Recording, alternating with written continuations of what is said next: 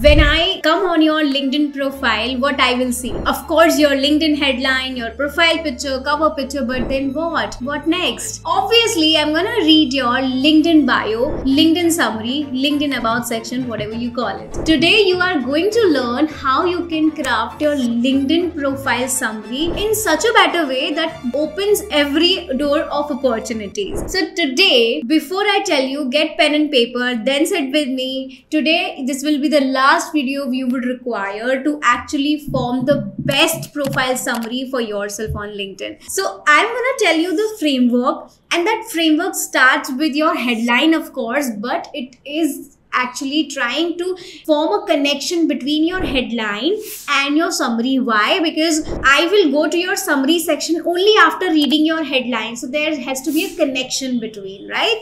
Now, when I say that there should be a connection, when you are starting your LinkedIn summary, you have to make sure that your first 3 lines are talking something interesting, something insightful, or something shocking. So you have to grab the attention of the reader, or I can say that you have to hook their interest. Now, to do that, what I have done on my profile is that I'm telling us insightful number that these many people are doing this and that. With this, what happens? People understand that, okay, these are the figures, and you know what? Numbers attract people a lot many times than any random content. So putting numbers in your summary in the first 3 lines will make you the best one to stand out in the first 3 lines and attract the attention. Now I want to talk about the number 1 mistake that everybody do on their LinkedIn summary, that they think that the summary is all about them. No, please don't do that. If you want to talk about how you worked, where you worked, what you have done, what you have achieved, blah blah blah, please don't do that. We have experience section to tell what you have done.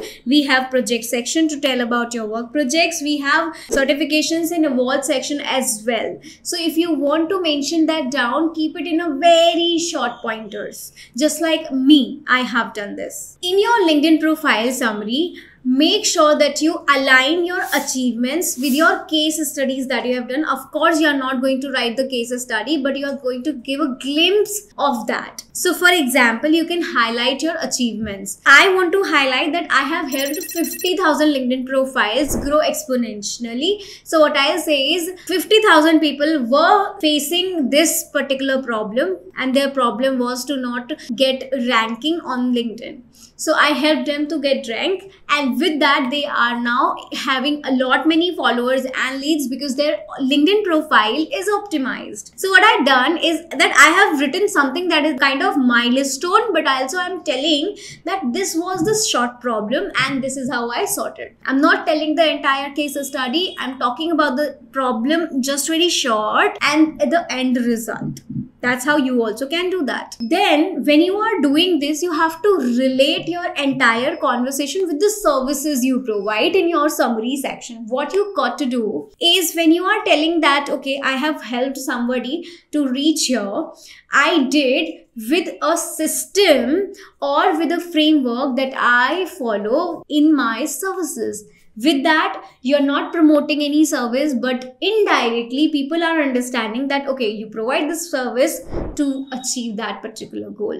Now, in your summary, you have to make sure that you are writing keywords for multiple times. Let's say you have 3 keywords to target on your LinkedIn to make yourself better and stand out. You have to frame that keyword multiple times in that summary. Now, make sure that you are framing that entire summary after you have written the raw summary of yourself. Many times putting a lot of your contact details can be messy, so keep just one. What I have done for my LinkedIn summary is I have written just one mail ID, and that's about it. Everything right there is coming up. Of course, when you write your mail ID, I am an entrepreneur and a founder, so I get a lot of hiring and a lot of portfolios mail, which will be definitely very messy, but it's all right because many times some good clients also reach out, and I have got such inbound leads that have been working with me. So when you are making your LinkedIn profile summary to work for you, you have to make sure that you are putting at least one way of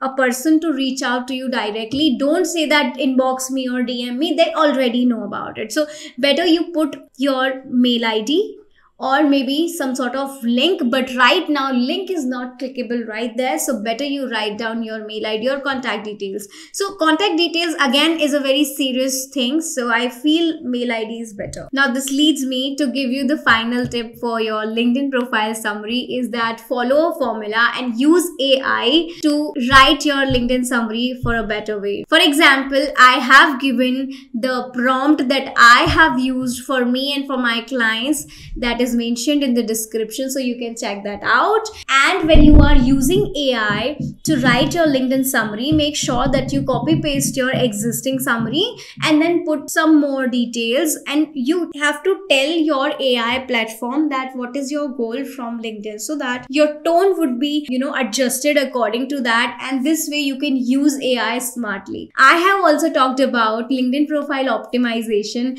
in other videos, so make sure that you check out and meet me in the next one. Don't forget to subscribe because you want to grow your LinkedIn and want to be a B2B pro. See you next time. Bye bye.